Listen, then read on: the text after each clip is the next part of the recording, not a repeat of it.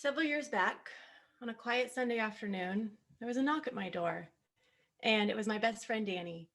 Danny and I have been friends since the sixth grade, and at that time, we were also neighbors. So it wasn't unusual for Danny to be at my door, but I could tell the minute I opened the door something was wrong. She came inside, she sat on my couch, and in the quietest voice I have ever heard her use, she said, "My brother Doobie died. It was an ATV accident, and he's gone." What do I say? What do I do? Is probably all I could think. I felt like I left my body. I was the first person she told because her husband was at work.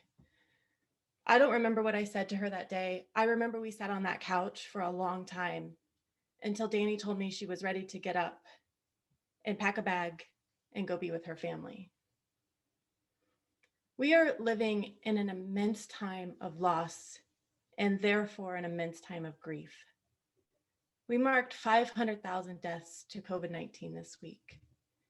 And this is happening in a country where we don't talk about death and dying, and therefore we don't talk about grief. We don't normalize grief. And because of that, it's really uncomfortable when we see grief happening right in front of us. We see someone hurting, we want to do something. We want to say something. Pain is hard to watch, and our natural instinct is to fix and want to heal. But that's not how grief works. Grief is multifaceted. It's not linear. It's not 5 stages and you're done. It's not the same for everyone, and it's not the same for each loss that we suffer. One day, a person can seem totally fine, and the next day or the next minute, be in the back of a closet sobbing. Grief, when we observe it, is messy and it's uncomfortable. But actually, grief is normal and healing and healthy. So let's start better equipping ourselves to come alongside the grieving. Let's normalize grief, but it's going to look different than you think. All we've been given and all we've been really conditioned to do is offer platitudes and euphemisms, to say, "I'm so sorry for your loss." Right out of the gate, I want to be clear that I'm not here to shame anyone for past, present, future use of this phrase. I have been guilty 10 times over of saying the "I'm so sorry" when I have no other words to offer. When my client calls me from France because they're on vacation with their daughter and she drops dead of a heart attack that morning, I didn't know what to say. The "I'm so sorry," those words don't hurt, but you know what? They also don't really help.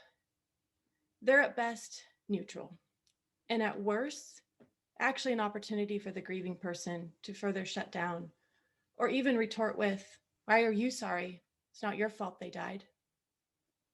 Saying "I'm sorry for your loss" does not offer the opportunity for connection, which is often the intent of the person saying this. It's a closed-ended statement. I talked to Danny a couple of years back. We were at happy hour, and not only did she lose her brother, but she also had lost her mom 3 years prior. So in her 20s, she dealt with so much grief and still to this day deals with it. And I asked her if any words help. She said, "Not really. Some words really hurt." I asked her specifically when people offer the often comment, "I'm so sorry for your loss." And she said, "It's okay.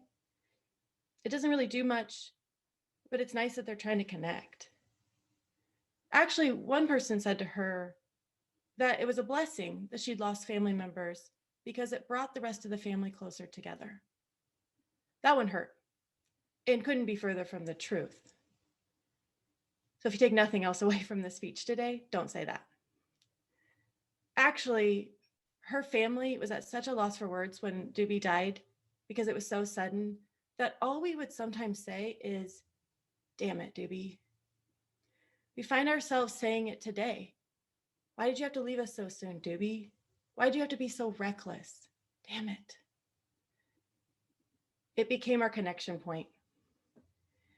So if no words really help and some words really hurt, then what are we to say? What are we to do? I believe the answer is we are to be. We need to be with the grieving. We need to show up. We need to bear witness to their pain, their hurt, their anger, their bad jokes, their depression, their melancholy, their shoving it down, whatever is present. We need to be with it and with them. This is uncomfortable. Let's just say it. We typically like to do when we're uncomfortable. So we just being, no thanks. I'll drop the casserole on the porch and not interrupt them. Instead of saying, I'm sorry, we could offer, I cannot imagine what this is like for you. Would you like to share? Offering space for their unique experience and feelings and their stories, and then listen, be present. Come back around 1 month or 3 months or 2 years, check in, be with them.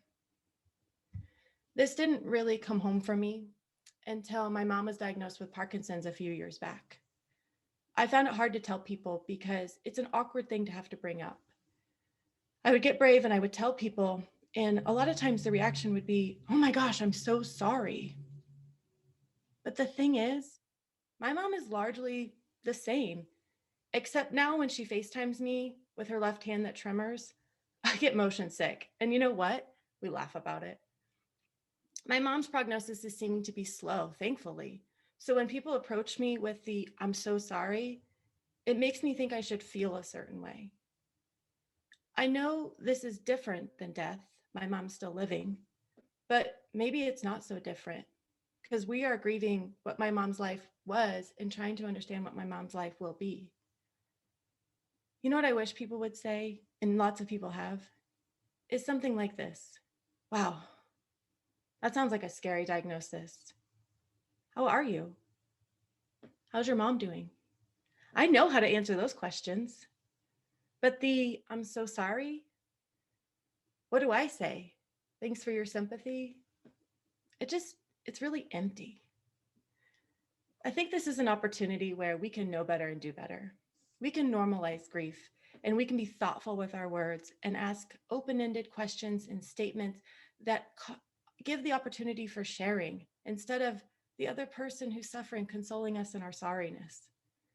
We can be with people who have suffered a loss due to death or illness. We can check back in with others and that we have assumed they've moved on. We can give people the gift of bearing witness to their experience and saying, it's okay that you're hurting. I'd like to sit here with you anyhow. Thank you.